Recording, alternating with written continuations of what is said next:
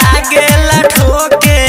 एहो बलम कुछ तो हसे ना होखे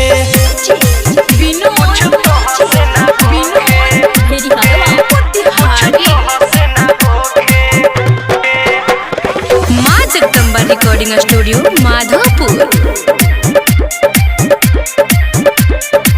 चढ़ल जवानी के लहुरा देवरवा करतावे जियान हो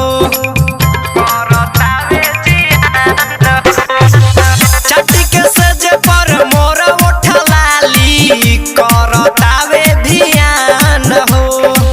कटत गल सटिया के देवरा छोटका लागेला ठोके एहो बलम कुछ तो हसे ना होखे देवरा छोटका लागेला ठोके एहो बलम कुछ तो हसे ना होखे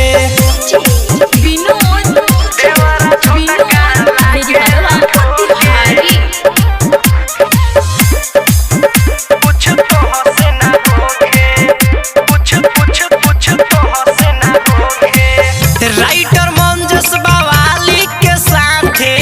हमसे नाही रहाई हो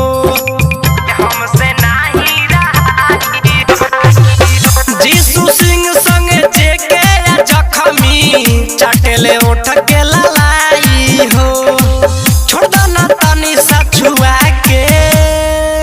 देवरा छोटका लागेला ठोके एहो बलम कुछ तो हसे ना होखे देवरा छोटका लागेला ठोके एहो बलम कुछ तो हसे ना होखे। माँ जगदम्बा रिकॉर्डिंग स्टूडियो माधोपुर।